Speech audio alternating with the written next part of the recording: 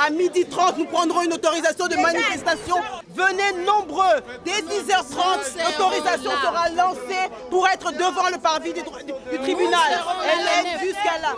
Et à partir d'aujourd'hui, sur nos portables, Charles Nana doit être affiché tous les jours jusqu'au 9. Tous les jours, Onana sur nos réseaux sociaux.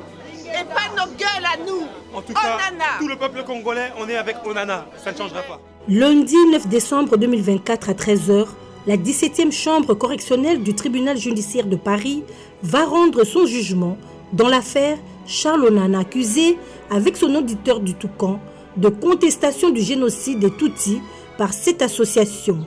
Si ces faits sont établis, l'écrivain franco-camerounais risquerait 3 ans d'emprisonnement et 45 000 € d'amende.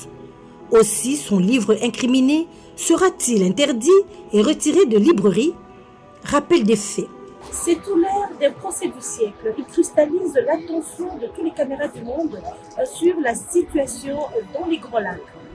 Je soutiens Charles Onana parce qu'il est un des rares qui a brisé ses silences pour parler de l'Holocauste au Congo. Du 7 au 11 octobre dernier, s'est tenu le procès de Charles Onana pour négationnisme du génocide Tutsi à travers les propos publiés dans son livre « Rwanda, la vérité sur l'opération turquoise quand les archives parlent », paru en 2019 aux éditions L'Artilleur. La plainte avait été déposée en 2020 par cette association dont la Fédération internationale des droits de l'homme, la Ligue des droits de l'homme, Survie France. Selon ces associations constituées de parties civiles, 20 passages de cet ouvrage constituent une infraction à l'article 24 bis alinéa 2 de la loi du 29 juillet 1881 sur la liberté de la presse. Cet article stipule notamment que seront punis ceux qui auront nié, ignoré ou banalisé l'existence d'un crime génocidaire. Charles Onana n'est pas un négationniste, on veut le faire passer comme un négationniste. Il nie pas les génocides rwandais, mais il nie les génocides Tutsis, parce qu'il y a eu des Hutus qui ont aussi été tués. Nous comprenons pourquoi aujourd'hui Paul Kagame, les génocidaires, il a mis en marche ses procès. Vous savez, il attaque directement la République démocratique du Congo. Ce n'est pas seulement la personne de Charles Onana, il veut les faire taire, parce que les écrits restent. Vous savez, ce que Charles Onana il a fait, il a mis en lumière les génocides de la République démocratique du Congo. Parce qu'on parlait de la Shoah, des Juifs, Holocauste, on parlait des génocides au Rwanda. Et pourquoi on ne parlait pas des génocides en République démocratique du Congo que nous comptabilisons plus de 12 millions de morts et autant de femmes violées. Il est poursuivi pour des accusations que nous trouvons de nature politique. Et nous, ce que nous espérons, c'est que le tribunal qui a pu entendre les arguments des uns et des autres, puisse constater qu'il n'a commis aucune infraction qui puisse occasionner une condamnation. On est là pour continuer le combat au service de la vérité, tout simplement. On n'a pas de... Ni Charles ni moi ne sommes animés par la moindre haine de quiconque, mais il est temps enfin que la vérité sur ces conflits qui ensanglantent le Congo depuis tant d'années, que la vérité éclate. C'est tout, il faut que la vérité sorte, on est là que pour ça, sans haine, mais avec fermeté. Voilà. Quelles sont les raisons qui vous ont poussé à éditer cet ouvrage? La vérité, la recherche de la vérité, il n'y a rien d'autre, il faut que la vérité sorte, c'est tout. Voilà. C'est quoi la ligne de défense Ça, je réserve ça au tribunal. Parmi les 19 passages incriminés, il y a cette phrase mise en exergue par la partie civile tout au long de ce procès.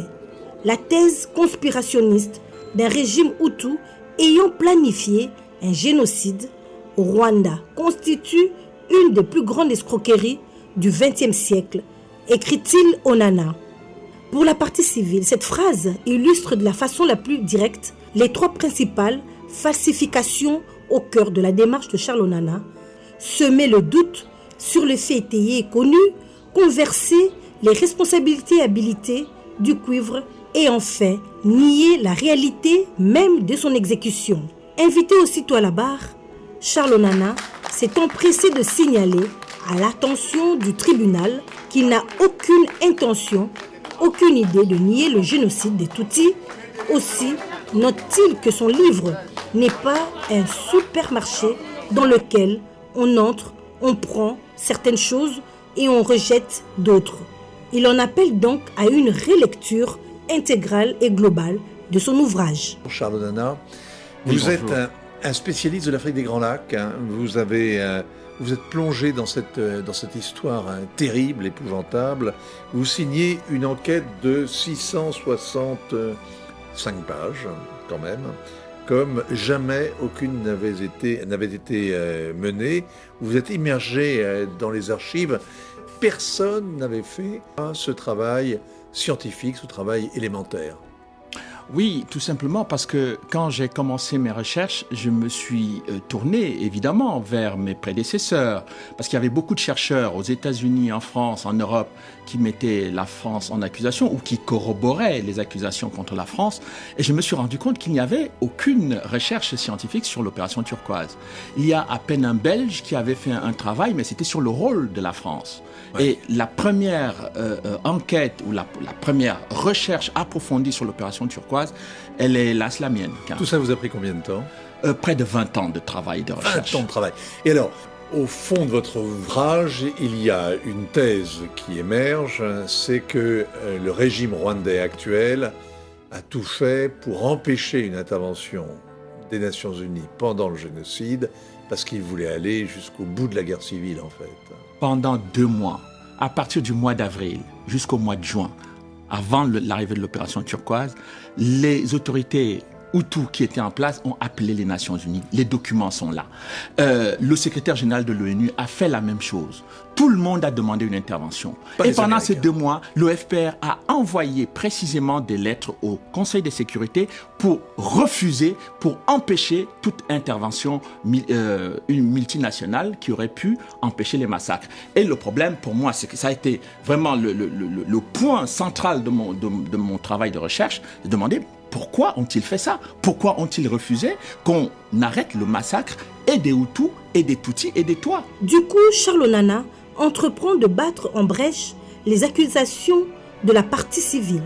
Quel est l'intérêt, fait-il remarquer, en liminaire J'ai à nier, une affaire qui a eu lieu entre 2 communautés, une affaire qui ne me concerne pas. Je ne suis pas rwandais, ni Tutsi, ni Hutu, et encore moins Twa. Je n'ai pas d'acquaintance avec le régime précédent ou actuel au Rwanda. Plus l'accusé poursuit, plus sa thèse apparaît beaucoup plus clairement devant la cour. Ma démarche consiste à avoir un spectre de compréhension plus large, en analysant les archives de l'Élysée, du Conseil de sécurité, de la MINUA, du département d'État et du tribunal pénal international pour le Rwanda. Il en est arrivé à ce constat. La stratégie militaire du FPR ne consistait nullement à sauver les Tutsis, mais plutôt à conquérir le pouvoir par la force. On regarde avec les lunettes du génocide, indique-t-il, au lieu de la conquête du pouvoir par les armes, ce qui prive de saisir ce qui s'est réellement passé au Rwanda. Pour moi, la vraie et seule question, c'est que tout ce que dit Charles Onana, est-ce vrai ou pas? Il y a Holocauste au Congo, oui ou non? Si c'est oui, donc on doit la quitter, il ne fait que dénoncer. Le mot qui est là, Holocauste, a été employé expressément pour définir le génocide que nous vivons dans notre pays. C'est un procès qui concerne normalement le Congo. Charles Onana n'est qu'une représentation de la République démocratique du Congo à cause du travail qu'elle a fait par rapport à ses recherches. Les organisations qui accusent M. Onana sont des organisations que nous connaissons proches du régime de Kigali. Parce que nous savons le modus operandi de nos voisins, comment ils fonctionnent. Ils fonctionnent dans le mensonge, dans l'hypocrisie, et ils ne veulent pas que ça soit à nu tout ce qu'ils sont en train de faire. Mais nous savons que notre combat est juste. Aujourd'hui, si ils veulent discréditer Charles Onana pour mettre ses livres à plat, et puis qu'on ne parle plus des génocides ni du Rwanda ni de la République démocratique du Congo. Mais n'oublions pas que les Rwandais sont aussi victimes de Paul Kagame. Ici au tribunal, il n'y a pas que des Congolais. Il y a des Rwandais, il y a des Africains qui sont venus soutenir Charles Onana. Et nous irons jusqu'au bout pour démontrer notre soutien à Charles Onana. Donc on va crier haut et fort tous les jours, stop au viol, stop au massacre. Et surtout, il y a la guerre qui sévit en RDC jusqu'à aujourd'hui.